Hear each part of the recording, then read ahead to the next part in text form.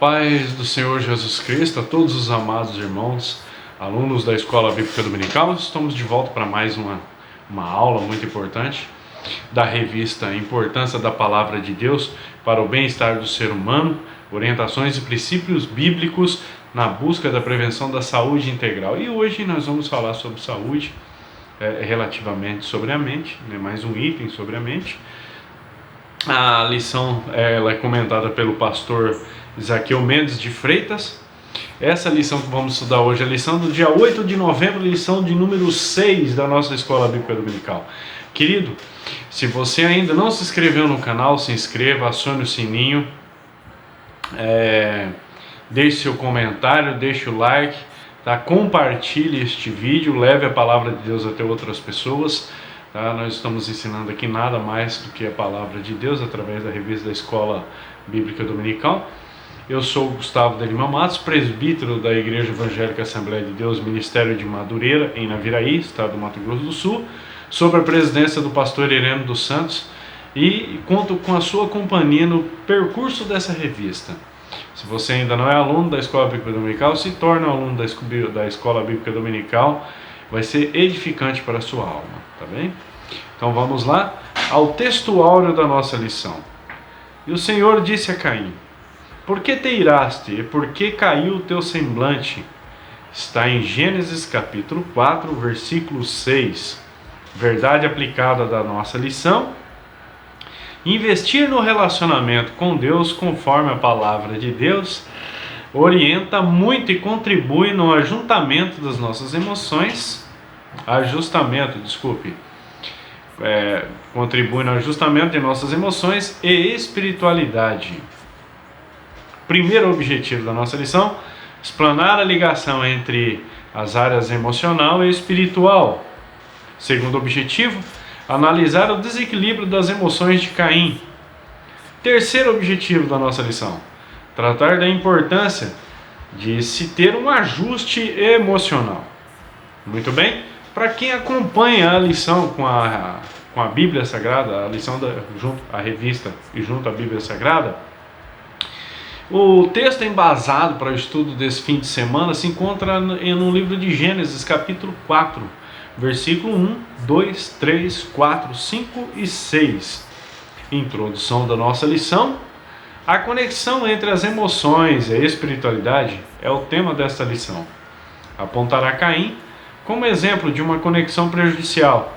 A palavra de Deus e a ação do Espírito Santo contribuem para vivenciarmos de forma saudável estas duas dimensões.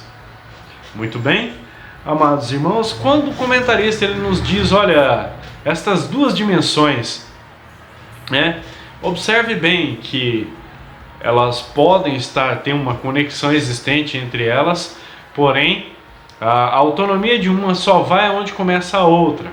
Ou seja, as emoções só têm ação até onde começa o campo da espiritualidade. Enquanto a espiritualidade ela entra em ação, as emoções, aquele momento, elas não interrompem mais o percurso da espiritualidade.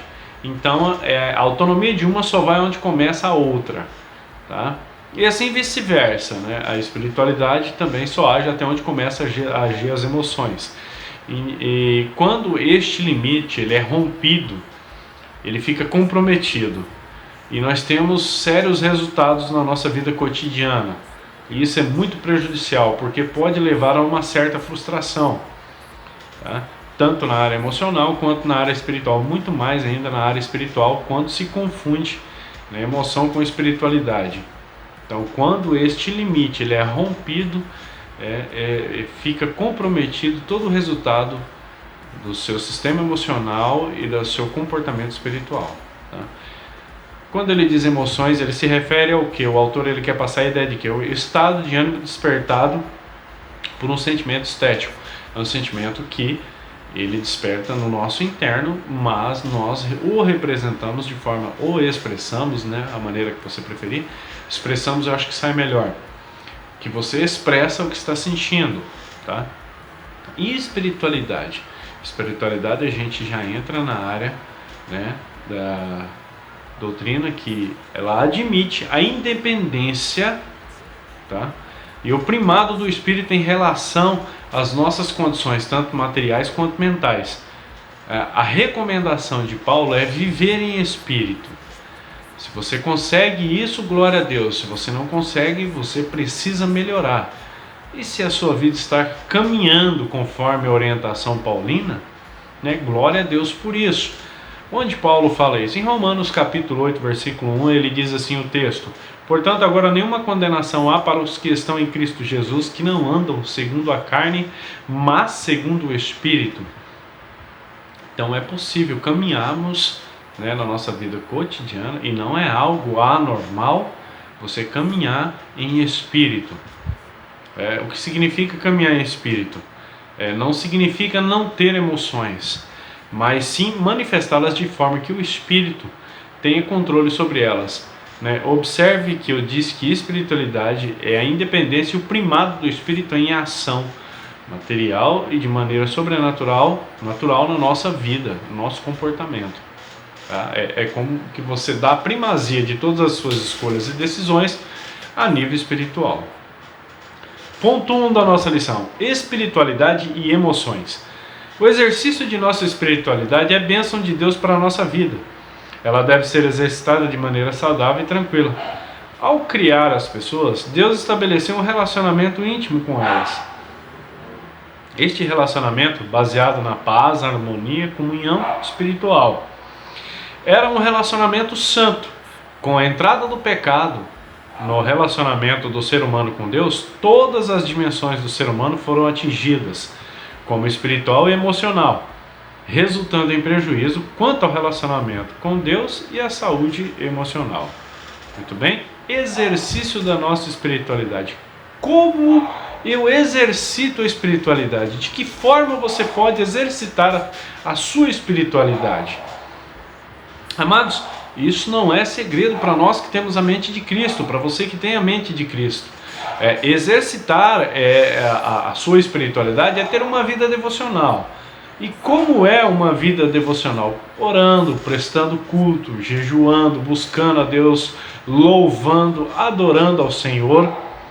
Quando você presta culto, você está adorando ao Senhor, você está lhe rendendo honra devida, né? É isso que é ter uma vida devocional ao Senhor. Atividades bem planejadas pela igreja e por você também, no seu íntimo. E executadas, elas retornam uma espiritualidade sadia. E retornam em muitas bênçãos na vida daqueles que honram ao Senhor. O texto, dentro do ponto 1, ele diz assim, olha... espiritual e emocional, resultando em prejuízo quanto ao relacionamento com Deus e a saúde emocional. Então, resultando em prejuízo com a queda do homem, com a queda lá no Jardim do Éden. Aí nós não vamos voltar para ler essa passagem da queda do homem, é bem conhecida de todos. Os sentidos do ser humano, ele despertou, ele aflorou com uma intensidade muito maior do que antes. Essa intensidade, ela deu origem ao primeiro sentimento. No livro de Gênesis, capítulo 3, versículo 10, diz a Bíblia que Adão e Eva ouviram a voz do Senhor na viração do dia e se esconderam. Temeram e se esconderam. Foi o primeiro sentimento que eles tiveram. Primeiro sentimento produzido como resultado de uma desobediência. Qual foi esse sentimento? Medo. Eles sentiram medo, né? E observe que Deus foi até o jardim. Então Deus foi até eles. O versículo ele nos mostra o desejo de Deus em comunicar-se com o homem. Mesmo o homem, o ser humano, vamos dizer assim, pode ser que alguém interprete que eu esteja me referindo somente ao homem, ao ser humano macho. Mas quando eu digo homem na Bíblia Sagrada, eu me refiro à mulher. Então, a pessoa, Deus, ele tem o desejo de se comunicar com a pessoa, ter comunhão com a pessoa, mesmo que ela tenha acabado de errar, mas o desejo de Deus é que ela retorne, que ela o busque novamente. Então, o versículo ele nos mostra que Deus ele quer curar o ser humano, tanto na dimensão espiritual, quanto na sua dimensão emocional. né, retornando ele a ter um vínculo novamente consigo mesmo. Essa é a revelação de Deus para nós. 1 em 1 da nossa lição. Áreas espiritual e emocional estão intimamente ligadas. Considerando que o ser humano é um ser integral, é importante estarmos atentos à necessidade de cuidado de todas as áreas visando preservar ou restaurar a saúde global do ser. Assim, o estado do ser humano em suas diversas dimensões afeta também os níveis de relacionamento vertical com Deus e horizontal com o próximo.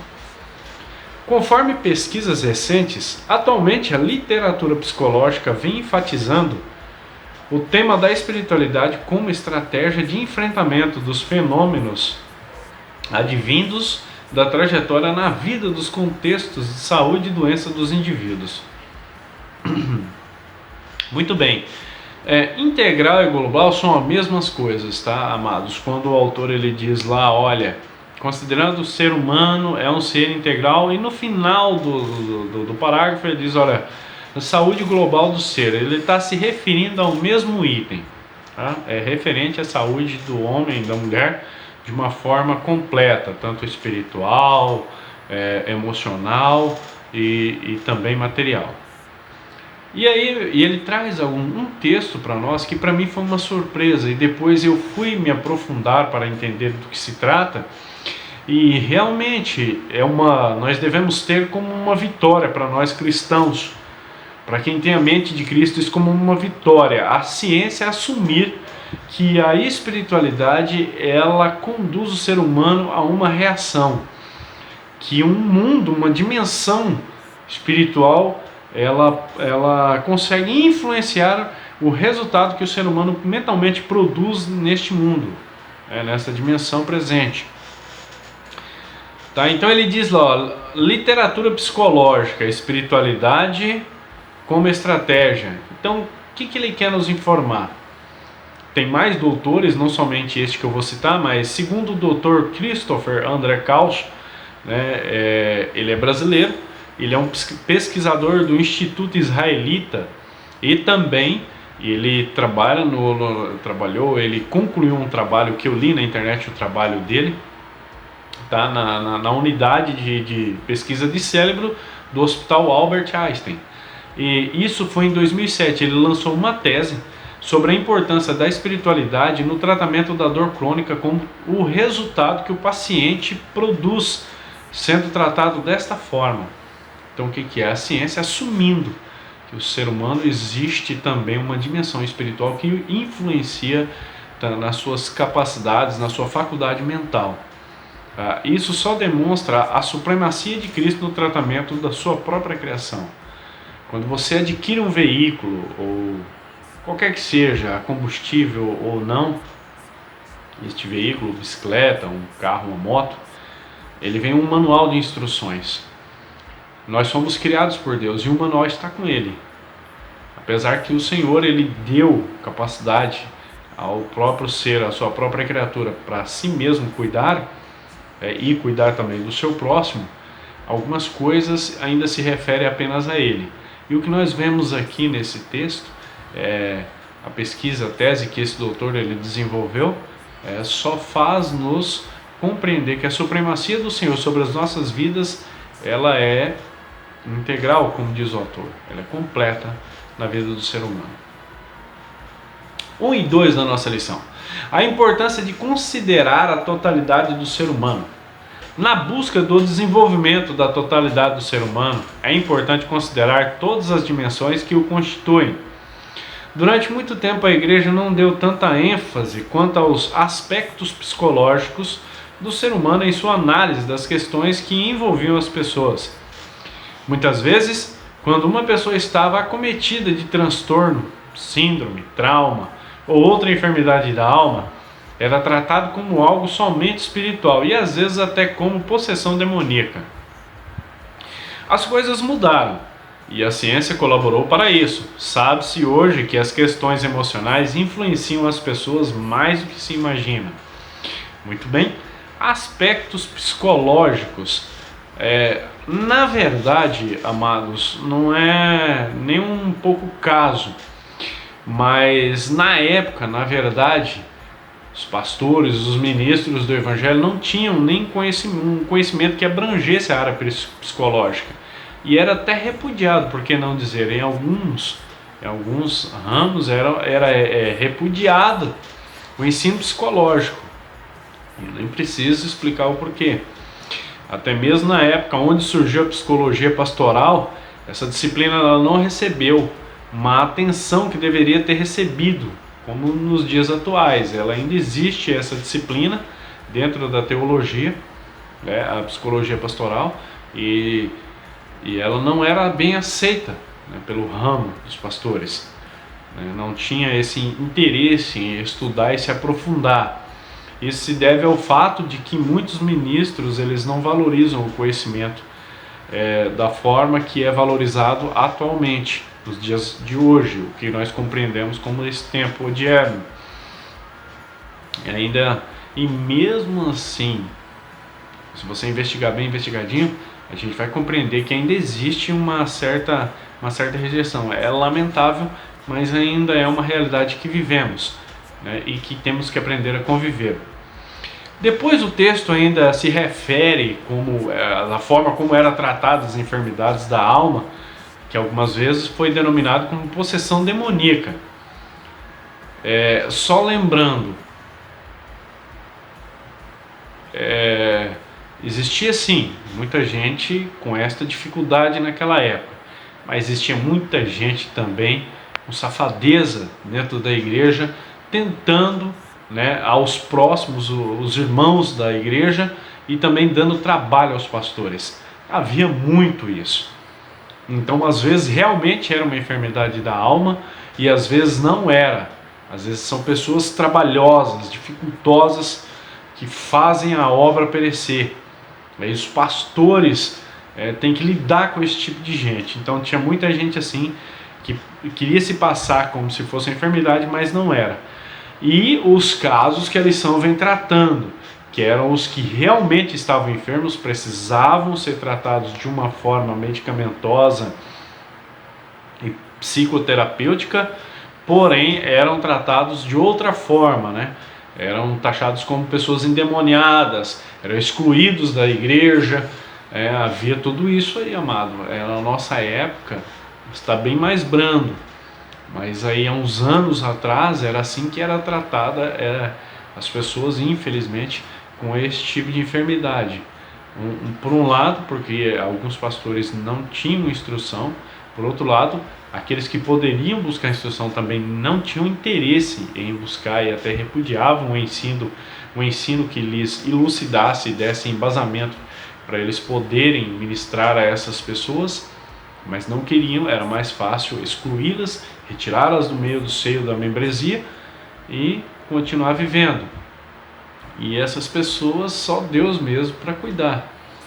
E hoje nós temos essa diferença: só não busca mesmo conhecimento quem não quer.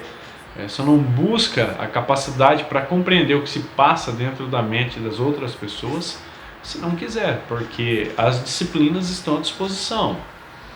O comentarista diz assim: olha, a ciência colaborou, não somente colaborou isso, mas também o conceito da igreja, que ficava leigo, também tem acesso a uma catalogagem de informações abrangentes e que pode ajudar muito, né, a maneira como se tratar uma pessoa e reconhecer uma pessoa que está com enfermidade na alma e que não é possuída de um espírito maligno, né? Muito bem? Vamos ao nosso ponto 1 e 3. Fomos criados como seres únicos. Os seres humanos foram criados à imagem de Deus. Somos semelhantes uns aos outros por sermos criaturas de Deus. Possuímos sentimentos, aspirações, corpo, alma e espírito. Contudo, há diferença de temperamento, personalidade, como lidarmos com nossas emoções, sentimentos, como somos influenciados pelas experiências vivenciadas, entre outras. Vide a diferença da postura entre Maria e Marta, ou Esaú e Jacó. É revelante sabermos que, mesmo após o pecado, somos amados por Deus e que a sua palavra e o Espírito Santo são eficazes para o aperfeiçoamento dos discípulos de Cristo em todas as suas dimensões. Muito bem. Seres humanos. O valor que nós atribuímos aos nossos pontos fortes e fracos podem fazer uma diferença entre uma vida de qualidade que o Evangelho propõe. Eu vou estar mostrando uma imagem para vocês aí, só para a gente compreender alguns componentes, uma composição do ser humano. Podemos ser criaturas de Deus, somos nós. Aí tem uma escala em inverso, uma pirâmide inverso, sentimentos, aspirações, corpo, alma e espírito. Depois nós temos um quadro representando a mente humana. Contudo, somos no temperamento, espiritualidades, e lidamos com nossas emoções e sentimentos no segundo quadro. Tá? Muito bem. Encerrando o primeiro ponto da nossa lição, foco na lição. Eu ensinei que a nossa espiritualidade é bênção de Deus para a nossa vida e deve ser exercitada de maneira saudável e tranquila. Muito bem. Ponto 2 da nossa lição. A revelação entre o espiritual e o emocional. A partir de Gênesis capítulo 4, versículo 1 ao 7, permita-me apresentar um personagem bíblico que demonstra claramente o desequilíbrio em sua espiritualidade e o seu emocional. Caim, filho primogênito de Adão e Eva, que infelizmente, apesar de ser o primeiro a apresentar uma oferta ao Senhor, demonstrou que não estava voltado para o Senhor com todo o seu ser. Muito bem, apesar de ser o primeiro. Olha, amados, logo aquele que deveria ser o exemplo a ser copiado, ele traz para nós o que mostrou-se algo que deve ser repudiado. Ele tinha o seu irmão caçula, ao qual ele deveria demonstrar a ele uma atitude e comportamento e ajudar a instruir o seu irmão, mas pelo contrário, o que ele trouxe e que a Bíblia registra e Deus fez questão de colocar em seu livro para a edificação e a advertência nossa, foi um exemplo a ser repudiado, a ser reprovado e sempre demonstrado de forma que negativa para não ser replicado. Infelizmente isso ocorreu. 2 e 1 da nossa lição. Diferença entre irmãos desde o início. Caim, filho mais velho de Adão e Eva, foi gerado após a queda, onde Eva experimentou pela primeira vez as dores de parto. Esse fato já representou uma carga emocional muito grande, que foi suprida pela alegria e prazer de seu nascimento. A primeira expressão bíblica sobre Caim foi: alcancei do Senhor um varão. Ele teve um irmão mais novo, Abel, cuja profissão era pastor de ovelhas. Caim, contudo, foi lavrador. O texto bíblico afirma que os irmãos, depois de um tempo, vieram à presença do Senhor com uma oferta. Abel trouxe das primícias de suas ovelhas e Caim o fruto da terra. Muito bem, amados irmãos, diz o texto seguinte: pela primeira vez as dores. Vamos ser bem específicos. Isso não quer dizer absolutamente nada. Por quê? Porque todos temos alguma dificuldade na vida. E nos tornamos o que somos, conscientes do nosso trajeto, que buscamos ao percorrer do tempo. Tá? Compreendendo bem, Eva, ela teve as dores de parto quando concebeu Caim, e as mesmas dores ela teve quando concebeu Abel. E olhe bem como Abel se comportou e qual foi o comportamento de Caim. Então o fato dela ter sentido dores de parto não significa nada, não quer dizer nada. O fato de você ter o resultado, ter a consequência de hoje, é o resultado da escolha que você fez ontem. O fato de, por exemplo, meu pai ele ter fumado por muito tempo, não significa que eu tenha que fumar hoje. Inclusive não fumo, e nunca fumei, nem quando eu não era crente. Então, isso não muda as coisas. O que muda? O que muda é a decisão que as pessoas tomam. Caim tomou uma decisão péssima, errada no último grau. Executou da pior forma possível e tornou-se um exemplo negativo a ser lembrado por gerações e gerações. Isso modificou o estado da humanidade? Até hoje ainda continuam as pessoas matando umas às outras. Felizmente, o caminho que elas escolhem é que dão o resultado que elas produzem. Felizmente, nós fazemos as escolhas, mas as consequências colhemos independente de querer ou não. 2 e 2 da nossa lição. Caim demonstrou ser uma pessoa desequilibrada emocionalmente. Caim demorou um tempo alimentando a sua ira. Por isso, Deus lhe perguntou: por que te iraste? Deus aconselha Caim a proceder corretamente para ser aceito por ele. E o alerta para o fato de que está próximo de uma espiritualidade desequilibrada, que a presença do pecado jaz à porta do coração. Marcos Santana ele diz o seguinte: revela-se assim verdadeiramente o que havia no interior do seu coração: ciúme e ira. Esse é um comentário desse escritor que o comentarista está citando na lição. Deus não se deixa levar pela aparência. O historiador Flávio José, na História dos Hebreus, diz que Caim era muito mau. Só buscava o seu proveito e o seu próprio interesse. É preciso que, com o auxílio do Espírito Santo, o discípulo de Cristo esteja atento quanto ao motivo da ira, a manter as emoções sob controle. Muito bem. Veja bem, o historiador Flávio Joséfo, ele traz ali uma afirmativa para nós a respeito de Caim. Na Bíblia Sagrada você não vai encontrar muita coisa que identifique isso, somente em Gênesis e na Epístola de João, também em Hebreus cita alguma coisa.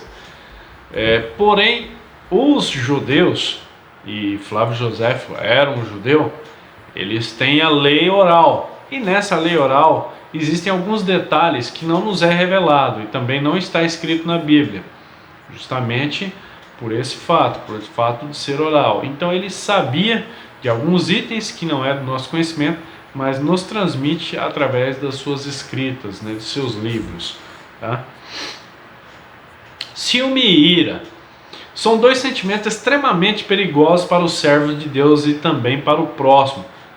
Todos estamos sujeitos aos tais sentimentos, a ciúme e a ira. São dois sentimentos que acompanham o coração das pessoas e são extremamente perigosos.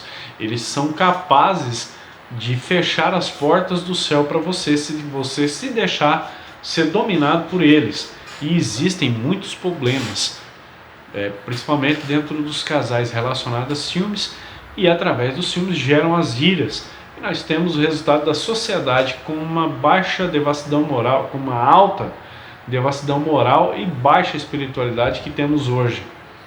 Devido a esses dois sentimentos que rodeiam as pessoas a fim de contaminá-las. Amados, essas situações podem ocorrer a qualquer um de nós. Tá? Observe bem e vigie sempre. 2 e 3 da nossa lição. As consequências de uma espiritualidade desequilibrada. Caim atraiu seu irmão Abel ao campo. Sob qual pretexto? Não sabemos. Porém, podemos imaginar que Abel foi atraído por Caim ao campo numa cilada mentirosa, ardilosa e cruel. Ainda no campo, em um ato contínuo, uma discussão foi travada entre os dois irmãos. Quem é você para que Deus o ame mais do que a mim? Por que o meu sacrifício foi inferior ao seu? Em que você é melhor do que eu? São perguntas que invadem quase sempre o coração daqueles que estão irados e cheios de inveja. Caim, já naquele estado, se levanta contra seu irmão Abel e o mata. Que tragédia, um assassinato. Hoje muitos no seio da igreja estão contaminados em suas emoções pela inveja contra o outro irmão ou obreiro, demonstrando assim que estão agindo contrariadamente às Escrituras. Amados, outro sentimento que nós temos que vigiar muito, que é a inveja. Eu já fui vítima de inveja e é muito ruim, um sentimento devastador. Imediatamente, quando eu percebi que estava sendo vítima desse sentimento horrível, eu clamei ao sangue do Cordeiro e senti liberdade novamente e vigiei. E graças a Deus nunca mais fui pego por essa armadilha do adversário. Então não é por ser um ministro, não é por ser isso ou aquilo, porque canta na igreja, ou porque prega, ou porque faz qualquer outra atividade, que estamos imunes a esse tipo de sentimento, como ciúmes, ira. E a inveja é um produto, né, da nossa carne, a qual a alma acata, e se o espírito não for forte, ele acaba caindo em contradição. Então esteja o mais sóbrio possível com essas condições. Aí o comentarista ele diz no texto seguinte: sobre qual pretexto? Eu falei agora neste momento sobre a inveja, né? Eu estou retornando ao início do texto. Sobre qual pretexto? Aí ele diz: olha, não sabemos.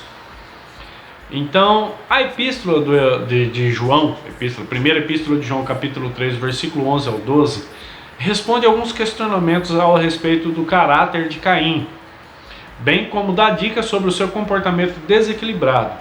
Tá? Não vai dar os detalhes que talvez você queira receber, mas tem alguma coisa lá que nos concede, né, a conseguirmos identificar como era o comportamento desse cidadão. Foco na nossa lição. Eu ensinei que Caim é um personagem bíblico que demonstra claramente desequilíbrio em sua espiritualidade e seu emocional. Terceiro ponto da nossa lição: a importância do ajuste emocional. Há uma relação estreita entre espiritualidade e estabilidade emocional que, ajustada e psicologicamente centrada em Deus, proporciona bem-estar e saúde. Falta de ajuste emocional atrapalha o nosso relacionamento com Deus e com o próximo. Mas com certeza que atrapalha, né? E como atrapalha? Uma pessoa emocionalmente desajustada, uma pessoa que não está em suas condições psicológicas perfeitas, né, com a sua faculdade mental trabalhando conscientemente, ela pode causar muitos danos, tá? E isso são variados. Talvez não passe de uma palavra forçada, mas pode chegar aos níveis de violência. Então é necessário cuidado, sim. O emocional das pessoas, se ele não estiver equilibrado, ele oferece sim um certo risco ao seu próximo. Relação estreita é um outro trecho do texto. O que ocorre com o nosso emocional pode afetar o nosso espiritual. Devido ao fato de gerar frustrações, ele afeta o nosso espiritual. Porém, quando a pessoa leva uma vida medíocre, espiritualmente dizendo, a tendência do emocional dela ser oscilante é sempre. E isso ocorre porque ele sempre está tendo alterações. 7 horas da manhã que é uma coisa, 9 horas que é outra, meio-dia que é outra. Aí às 13 horas da tarde já não quer mais nada. Às 17 horas decide que também não quer nada. E assim por diante. Tem uma vida oscilante, nunca está bem. Uma hora está feliz, daqui 10 minutos está triste, daqui a 15 minutos está furioso. Quer rasgar, quer acabar com tudo. E quando você pergunta o porquê, a maioria não sabe responder exatamente o porquê, ou não quer dizer o porquê, porque é um motivo fútil, um motivo simples de se resolver. Aí não diz, para não passar uma imagem, né, de uma pessoa ignorante. Ou talvez seja um problema tão profundo que a pessoa não queira dizer, e também pode ser uma coisa muito fútil. Tá? Pessoas desequilibradas são complicadas. 3 em 1 da nossa lição. A alegria é um remédio poderoso. Servir ao Senhor é extraordinário, é uma grande bênção na vida do servo de Deus. No Salmo 100, versículo 1 e 2, a Bíblia dá 3 características maravilhosas com as quais devemos servir ao Senhor. É relevante no exercício do ministério. Isto é, qualquer serviço prestado a Deus que todas as dimensões do ser humano estejam envolvidas. Vide Josué, capítulo 1, versículo 6 e 7 e o versículo 9. Obediência, mas também esforço e ânimo.